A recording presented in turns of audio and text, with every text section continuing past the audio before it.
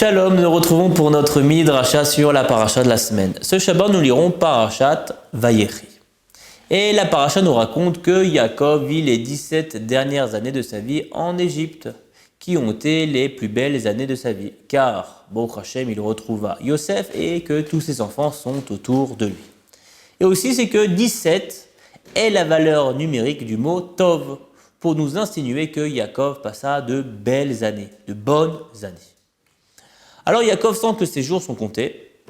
Par conséquent, il demanda à Yosef de faire le serment qu'après sa mort, il l'enterra en terre sainte, en Eretz Israël. Alors le verset 22 du chapitre 48 nous dit Vani natati lecha shechem achad alachecha, asher lakarti meyad haemori becharbi ou bekashti.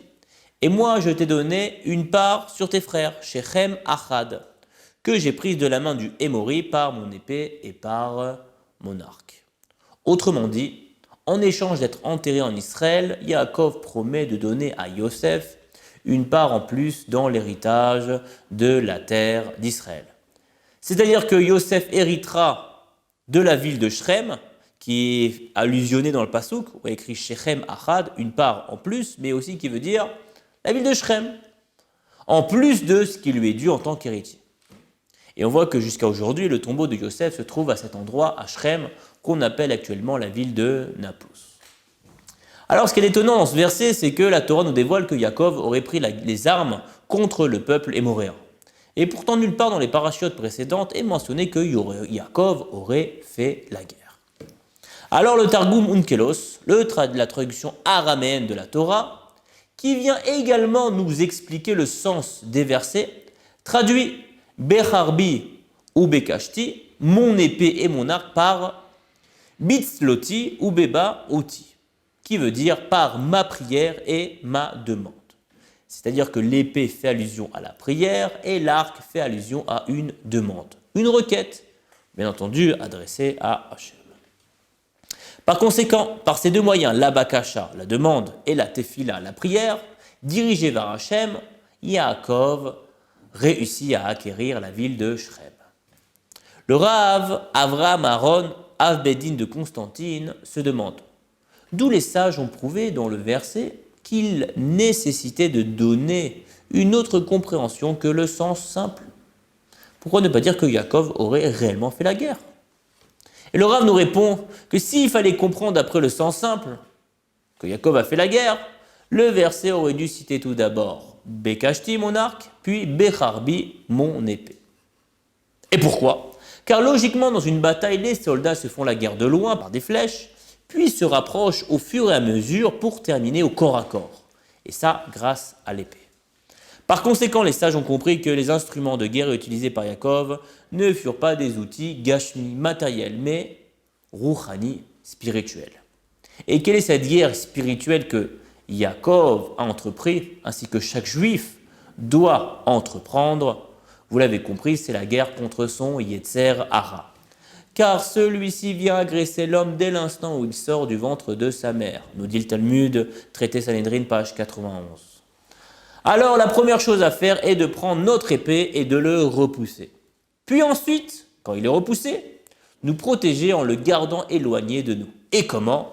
En lui projetant des flèches. Et c'est pourquoi le verset commence par Becharbi, mon épée, puis Bekashti, mon arc. Je repousse le Yetzer Hara. Onkelos nous avait dévoilé, cité il y a quelques instants, que l'épée faisait référence à la tefila, prière, et l'arc à la bakasha, qu'on traduisait par la requête et la demande. A priori, ces deux termes sont synonymes. Prier ou demander à Hachem consiste à faire la même chose.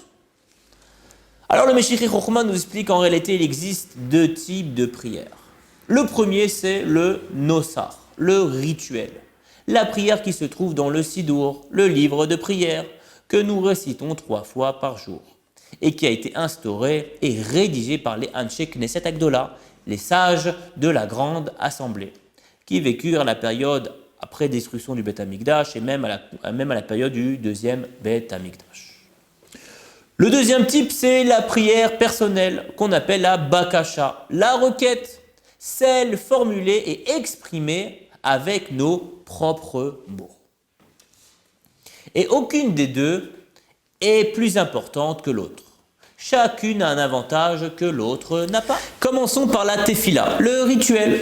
120 sages de la grande assemblée, composée d'érudits et de prophètes, se sont assis ensemble pour rédiger des textes dont chaque mot fut mesuré et réfléchi à l'extrême. Et juste les exprimer permet d'accéder à des réalités spirituelles. Notre Sidour contenant ces textes est certainement l'un des livres les plus profonds de la Torah orale. Il est rempli de secrets basés sur la Kabbalah et inspiré par l'Esprit divin. Alors l'avantage de la Tefila, c'est que même sans Kavana, même sans intention, parvient toujours au trône céleste et est tout le temps accepté. Les sages dans le Talmud, traité Sanhedrin, page 110b, se demandent à partir de quand un bébé pourrait avoir le mérite d'accéder au Olam Haba. Un des sages répond qu'à partir du moment où il sait prononcer seulement le mot « Amen ». Alors de là, nous voyons que juste le fait d'exprimer un petit mot, comme « Amen », et même sans compréhension et intention, puisqu'il n'est qu'un bébé, a un impact dans le ciel jusqu'à mériter le Olam Haba. Maintenant, la bakasha, qu'on traduit par une requête, une demande. C'est la prière que l'homme formule d'après son inspiration et aussi d'après ses aspirations, ses désirs. Alors bien entendu, cette bakasha nécessite d'être exprimée avec intention, c'est-à-dire avec la résolution de la voir se réaliser. Et en respectant ces consignes de la bakasha, on est sûr que cette demande sera exaucée, car la ferveur et la sincérité l'amènent tout droit dans le ciel. Maintenant, une petite dernière question pour conclure. Pourquoi l'épée rappelle la tefila et l'arc rappelle la bakasha? Alors les sages nous répondent qu'à l'instar de l'épée, qui grâce à son fil et sa pointe, même à la suite d'un mouvement involontaire de celui qui la brandit, perce tout objet avec lequel elle entre en contact.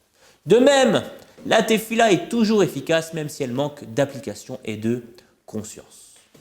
Et la bakasha, elle en revanche, qui est assimilée à l'arc, dont le maniement exige une grande attention pour atteindre sa cible, eh bien la bakasha aussi réclame la même concentration d'esprit pour être exaucée. En vous souhaitant que toutes vos tefilot et bakashot soient acceptées par Hachem, Shabbat Shalom et à la semaine prochaine.